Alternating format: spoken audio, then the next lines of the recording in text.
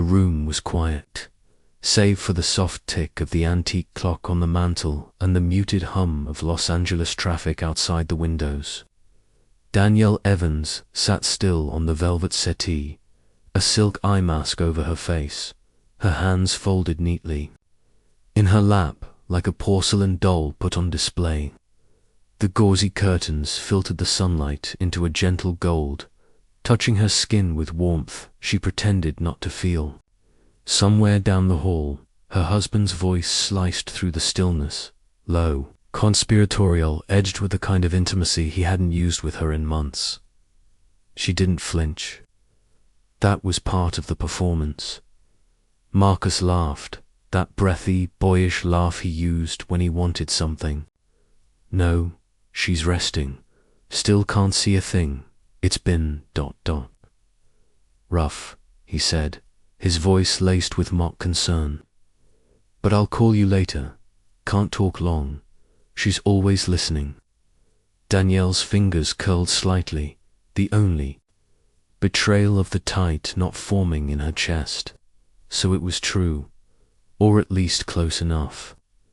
She'd suspected for months, the late meetings, the changed passwords, the way he touched her shoulder like she was breakable or already broken. But this, hearing it, was different, real. The truth was no longer something she had to chase. It was here, in her home, in her ears. She tilted her head just so, as if she were lost in the shadows of blindness, not in thought. She heard the quiet beep as he ended the call, then the whisper of footsteps retreating into another room. Her breath stayed slow and measured, like a machine. She had trained herself for this. Every blink, every hesitation, every practiced reach for objects. She could still very much see. This is why I had to know. Her thoughts murmured, the words silent and sharp inside her skull. Now the truth can finally breathe.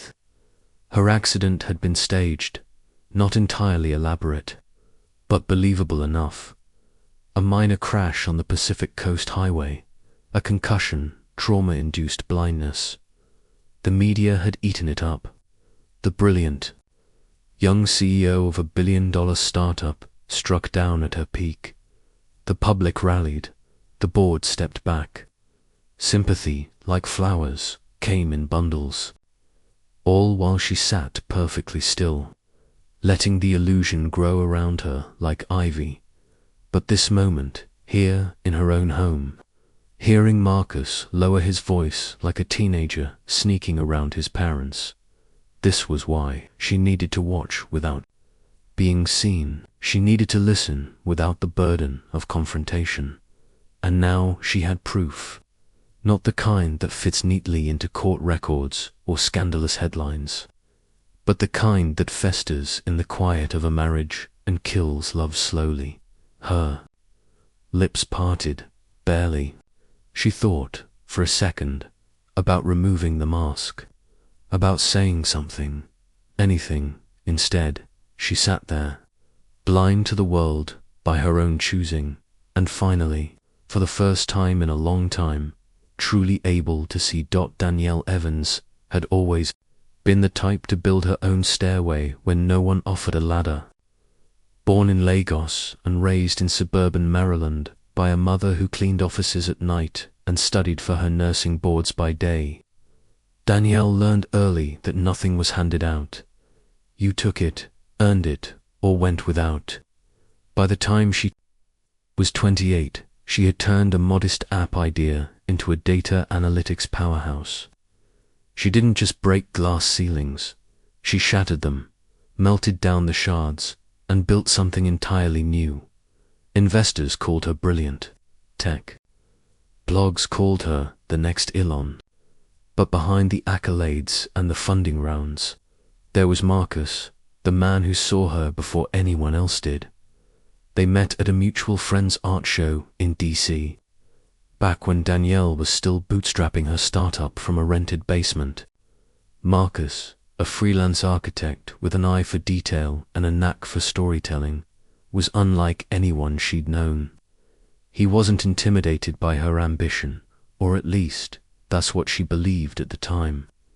He talked about form and light, about cities that breathed and buildings that told stories. He saw the poetry in concrete.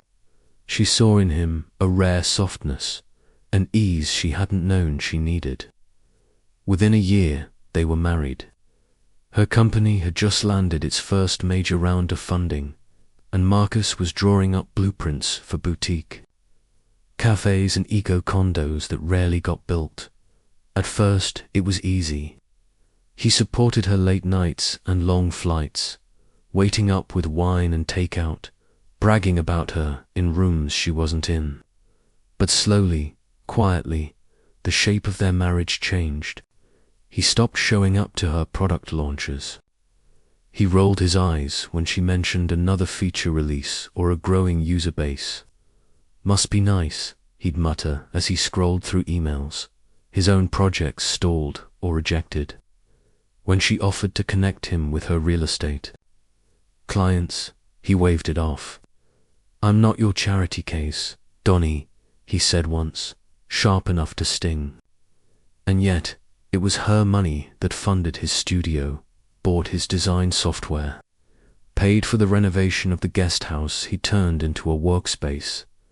Danielle never asked for gratitude, but over time, what she couldn't ignore was the emptiness.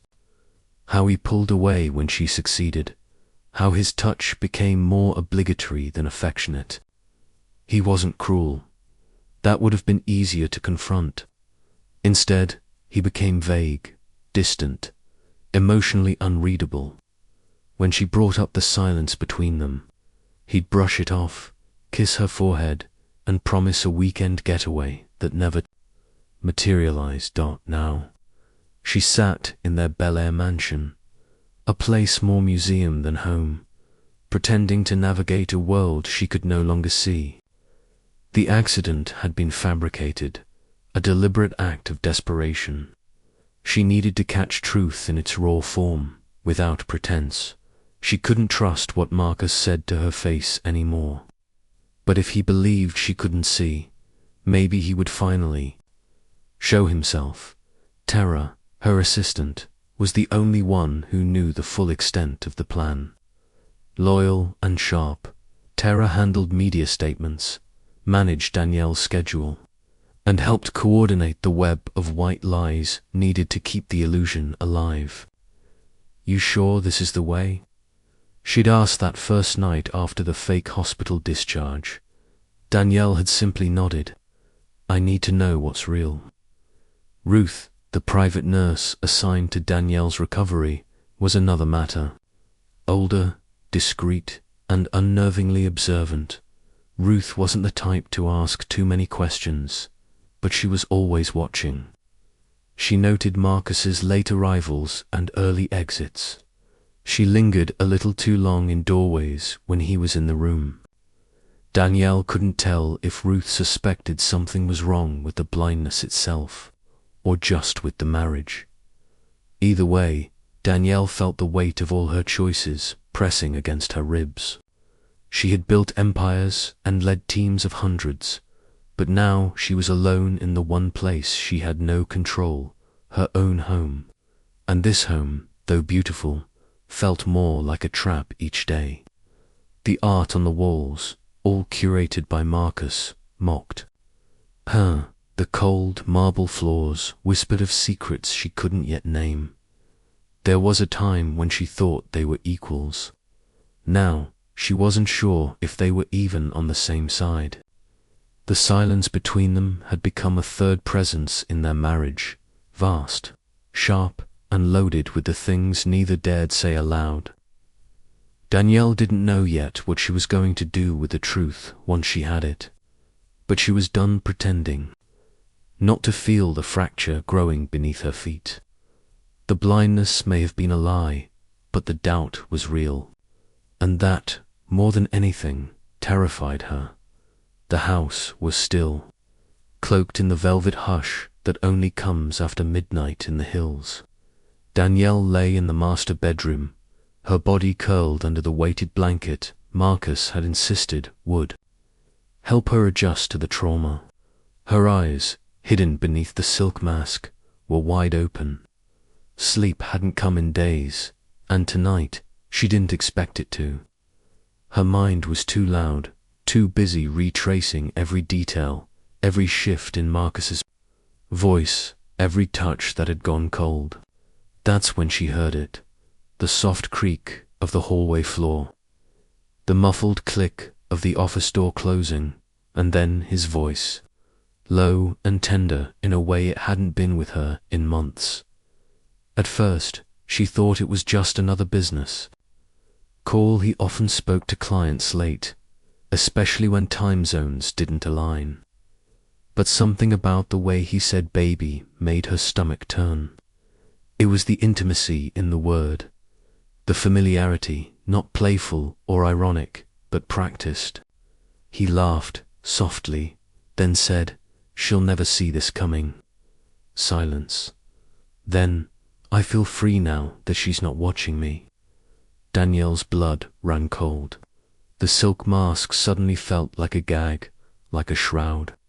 She gripped the edge of the blanket to ground herself, to keep from sitting up and screaming, because now it was undeniable. It wasn't just distance or resentment. This was betrayal, the kind you don't come back from. Something cracked in her, then quiet and clean, like a bone beneath pressure. She had staged this blindness to learn the truth, but now the stakes had shifted. This wasn't a game or an experiment. This was war. Whatever Marcus was hiding, it wasn't just another woman. It was deeper, darker. There was a plan, and it didn't include her. She waited until the sound of his footsteps faded, then slipped her hand beneath the bed and retrieved the small voice recorder Tara had stashed for her that morning. She hadn't planned to use it so soon, but now it felt like oxygen. The next day, she'd have Tara sync it to the house's smart system. Every hallway, every common room, audio feeds only. Nothing suspicious, nothing visible, but enough to hear everything.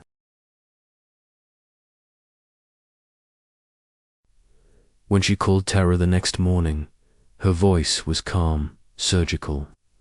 "I need you to track Marcus, quietly, where he goes, who he meets. I want locations, timestamps, everything. If he buys a latte, I want to know what size." Tara didn't ask why. She knew better than to ask questions when Danielle sounded like that, clipped, detached, dangerous. "Got it," she said. "You'll have a report by tomorrow." Danielle moved slowly through the house that day, playing her role to perfection, reaching for door frames, fumbling with her water glass, asking Ruth for help with small tasks she could easily do herself. But inside, she was cataloguing everything. Ruth, perceptive as ever, narrowed her eyes at Marcus during breakfast when he reached out to squeeze Danielle's shoulder. "You're doing so well," he said with performative warmth. Danielle kept her expression blank, but she heard the false note. She heard the shift in his tone, how forced it was, like a man playing husband on stage. Later that afternoon, while Marcus was at the gym, Ruth lingered in the kitchen a little too long. Danielle, perched at the island, said softly, "Do you trust him?" Ruth turned slowly, wiping her hands on a towel, her eyes scanning Danielle's face. "Do you?" she asked. That was all, no judgment, just a question shaped like a warning.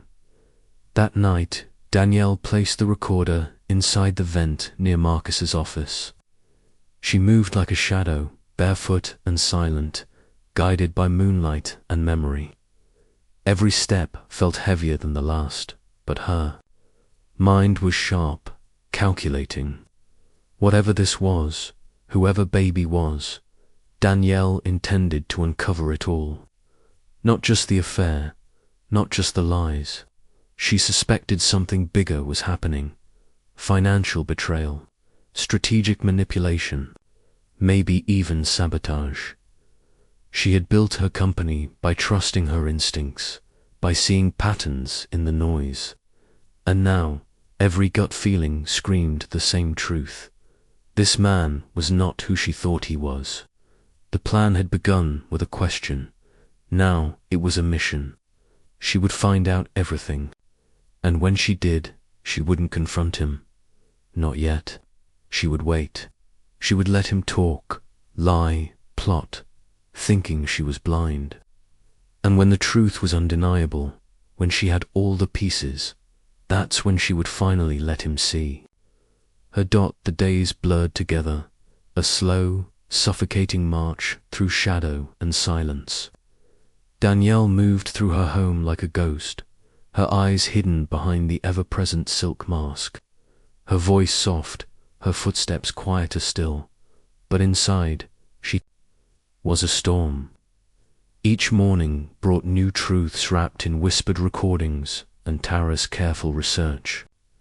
What began as suspicion had become undeniable. Marcus wasn't just unfaithful, he was dangerous. The woman on the phone, the one Marcus called baby, wasn't just some fling. It was Brielle Manning, young, brilliant, and until now, utterly unremarkable in Danielle's orbit.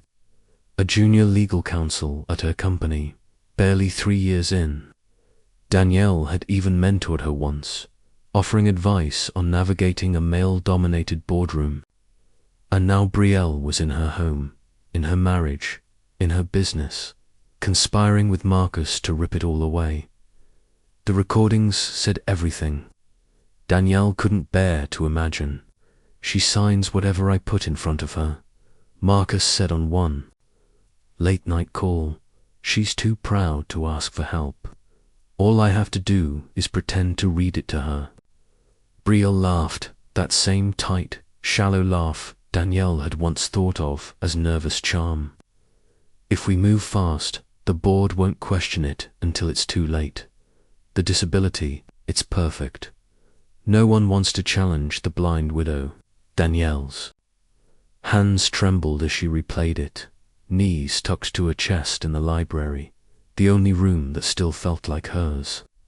The audacity, the cruelty of using her own fiction as a weapon against her. She felt like she was drowning in a lie. She had authored, now twisted beyond control. Each night, Marcus came home with wine and warm smiles, telling her she looked stronger, that she was healing beautifully.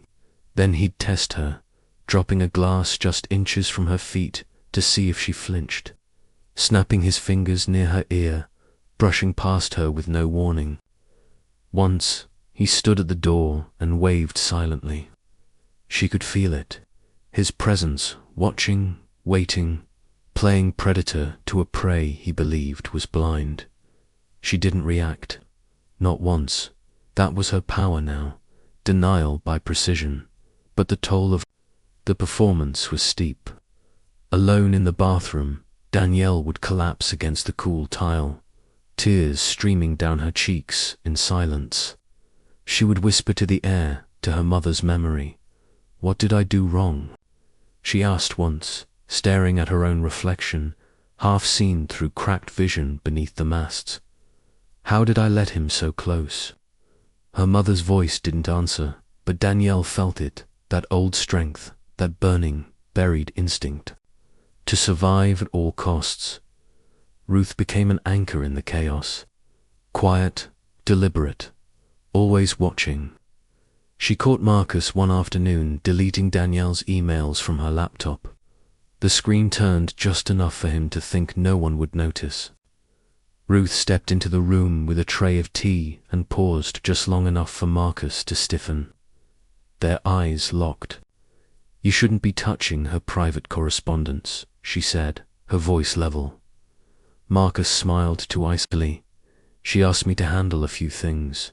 She's struggling." His gaze darkened slightly. "You wouldn't want to make things harder for her, would you?" Ruth said nothing. But that night, she brought Danielle the backup drive she had taken from the office. Just in case, she said, voice low. Some things shouldn't be trusted to the cloud. Danielle felt the tides shift in that moment. She wasn't entirely alone. There were cracks in the prison Marcus had built around her. Tara texted updates daily, encrypted and coded *bird. At Newness, Westwood, $2.4 million in your name. Danielle read the message over and over. He was buying property with stolen funds, her funds under her name. The signatures were hers, forged from scanned samples she now knew she never should have shared. The plan was as elegant as it was vile: slowly bleed her dry, then vanish, leaving her blind, broken, and legally liable. The worst part wasn't the theft. It wasn't even the affair. It was that she had chosen him, lifted him, built him into something when he was just a man with charming words and no foundation. She had ignored the early signs, the way he bristled when she was praised, how he deferred financial conversations, how he seemed happiest when she was apologizing. She hadn't wanted to see it, because she was tired of being the strong one, the calculating one. She wanted softness, love. Now, all she had was a mask, a recorder, and a list of betrayals too long to name. But she wasn't broken, not yet. Each day she gathered more recordings, emails, property deeds, secret meetings. Ruth covered for her when she needed time alone. Tara coordinated quietly with a lawyer Danielle trusted from the early startup days. Someone outside the reach of her board or Marcus's influence. The noose was tightening, but not around her. Around him. Still, the emotional toll left bruises no one could see. Danielle sometimes found herself whispering apologies to her younger self, to the version of her that believed success could guard against heartbreak, that intelligence could shield against deception. But heartbreak didn't care how smart you were, and betrayal didn't flinch in the face of power, especially when it wore a smile and slept in your bed. She began sleeping with the recorder under her pillow, even though she knew Ruth had synced the house's audio. It was the only way she could feel like she still had a weapon, like she could still fight, even from the dark. Every sweet word Marcus whispered to her was now a threat wrapped in silk. Every touch was a test, and every moment she endured it, she grew stronger. She had once built an empire out of nothing but code and conviction. Now, she was building something far more dangerous, the truth. And when it was complete, when she had it all, she wouldn't just confront him, she would destroy him. The dining room gleamed like a staged photograph, golden light washing over crystal glasses, brushed brass fixtures flickering above a long oak table set for 12. The so-called board dinner had been pitched as a quiet evening to welcome a new advisor and thank the team for their discretion during Danielle's recovery. Marcus helped plan it, of course, eager, involved, guiding guests into seats like the picture of a doting husband. Brielle arrived fashionably late in a sleek black dress that whispered confidence. No one questioned her presence. She had, after all, recently been promoted, Marcus's doing.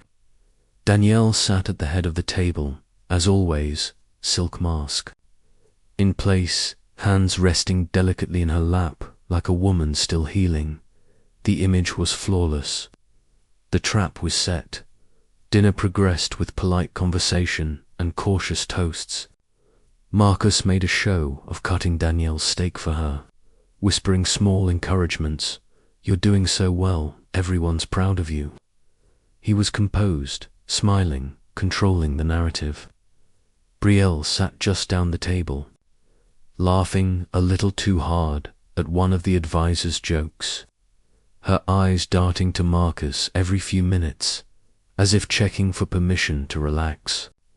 Danielle let it play out, her pulse steady, her mind razor sharp. She had spent weeks building to this moment, collecting everything: wire transfers, voice recordings, forged documents, emails filtered to spam. All of it lined up like dominoes. And now it was time. She reached up slowly and removed the silk mask. Conversation stuttered, then stopped. A few guests froze, mid-bite. Marcus turned toward her, casual at first, then stiff. His fork clattered to the plate. Across the table, Brielle's eyes went wide, confusion blooming into panic. Danielle rose, slowly, deliberately, and for the first time in weeks, met Marcus's gaze, directly, coldly. "Good evening," she said, her voice smooth but electric. "Since I can see you now, I thought I'd host." Gasps scattered across the table like broken glass. Marcus stood abruptly, knocking his chair back. "Donny dash what, ... what is this?" His voice trembled, but she could see the calculation working behind his eyes. Brielle looked stricken, her face blanching, breath shallow. Danielle didn't blink. "This," she said, retrieving a tablet from her chair, "is everything you didn't want me to see." She tapped the screen. The audio began playing, Marcus's voice, clear and unmistakable. "She signs whatever I put in front of her. Then Brielle will get her declared mentally unfit if she pushes back." Another tap. Wire transfers, deed paperwork, emails with timestamps showing how Brielle used Danielle's signature to greenlight a fake investment vehicle, a funnel for Marcus's secret real estate purchases. "You were never supposed to." "No," Marcus blurted, panic rising in his throat. Danielle tilted her head, the smallest smirk breaking through. "But I do," she said, "and I see it all." The room erupted, advisors demanding explanations, one board member standing up and swearing. Brielle tried to leave, but two security guards blocked the exit, terror standing behind them, arms folded. Ruth appeared in the doorway, silent but present, bearing witness. Marcus took a step toward Danielle, his voice desperate now. "We were going to fix it. I was going to fix it. I just ... I felt like I was drowning in your world. I never meant to. You never meant for me to find out." Danielle cut in, her voice cracking, not from weakness, but rage she'd kept locked inside for too long. "You used me. You built your life on my money, my trust. You cheated for over a year while smiling in my face. You promised her my shares. You planned to erase me, to turn me into a story of decline and pity." Her hands shook slightly now, not from fear but from restraint. "I brought you in when you had nothing. I believed in you, and you tried to bury me." No one spoke. Danielle turned to the table. "Let the record show. I am not blind. I am not broken. And I am not stepping down." Brielle finally found her. Voice small and shaking. "You can't prove everything, actually," Tara said from the door. "Stepping forward, we can." She handed a file to Danielle, who held it up for the room. A signed affidavit from Brielle's roommate, confirming dates, locations, and conversations overheard, plus a full paper trail of stolen funds and falsified documents. Brielle sank into her chair, defeated. Marcus stared at Danielle, hollow now. "You were never supposed to be this cold," he whispered. "You used to love me." Danielle's face hardened. "I still do," she said quietly, "but I love myself more." With that, she walked out past the stunned board. Members, past Briel's slumped figure, past Marcus, who stood frozen in the ruins of his own deception. Ruth followed silently. Terror gave one last glance to the room before closing the door behind her, and just like that, Danielle stepped back into the light. The morning Marcus was arrested, the sky over Los Angeles was overcast, a soft, silver kind of gloom that seemed to absorb noise rather than echo it. Danielle watched from her study window as the officers walked him down the driveway in cuffs. He didn't look back, not once. She expected to feel triumphant, vindicated, something cinematic. But what settled in her chest was quieter, heavier. The stillness of a chapter closing. She wasn't broken, and she wasn't angry anymore. Just done by noon, Brielle had been escorted out of the company headquarters. Legal moved fast once the documents hit their desks. Evidence of fraud, breach of contract, and multiple counts of ethical misconduct.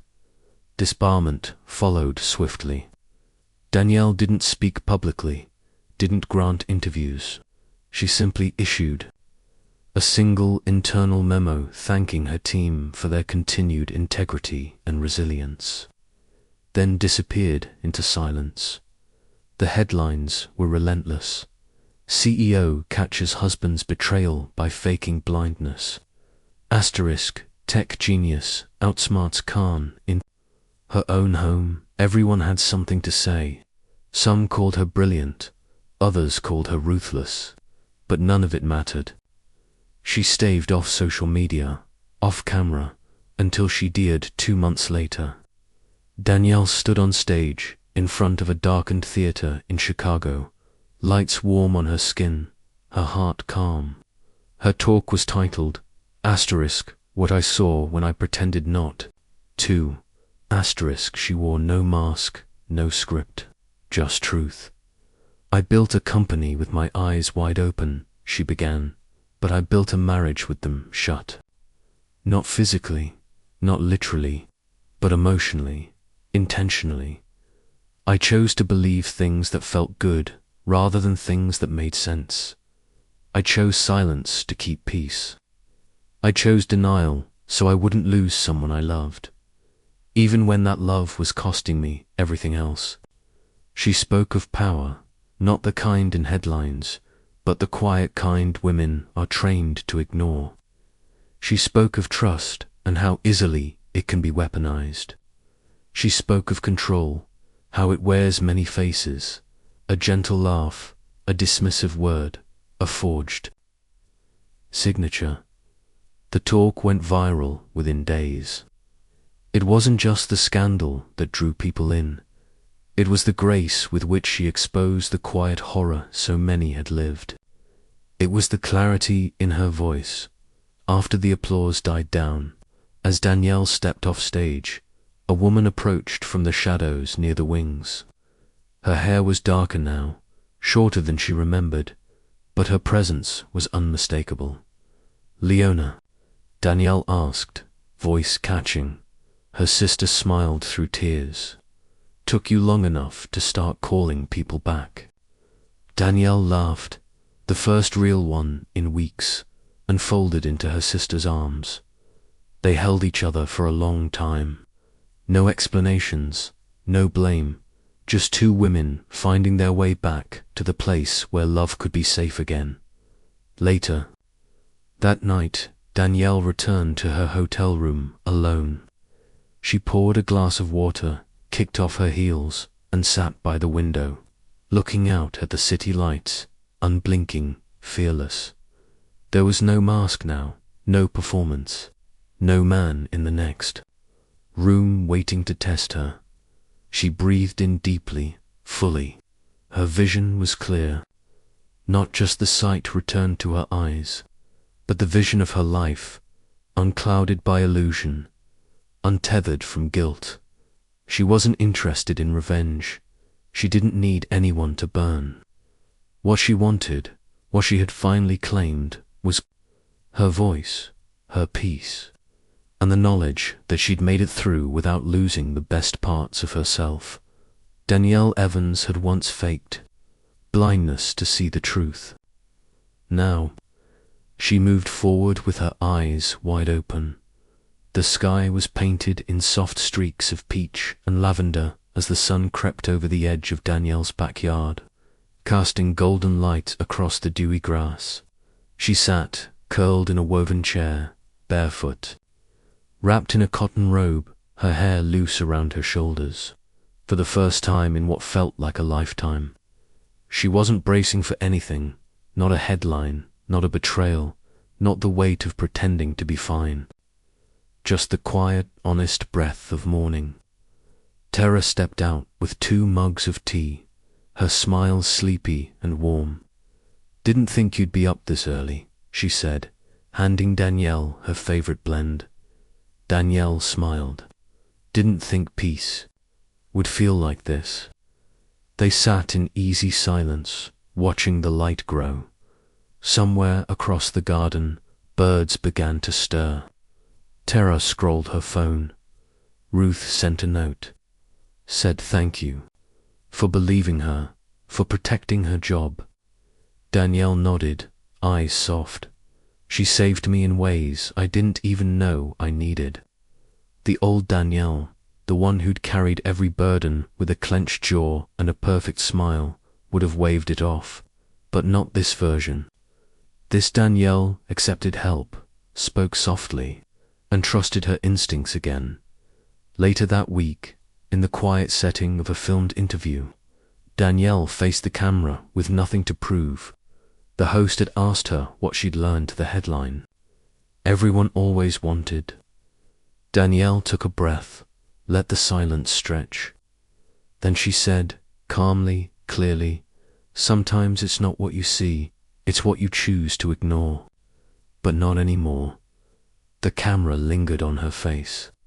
Not triumphant, not vengeful, just clear dot in the backyard. The sun rose higher. Danielle leaned back, eyes forward, hands wrapped around the warmth of her tea. There would be more stories, more seasons, but for now, this stillness, this clarity was enough.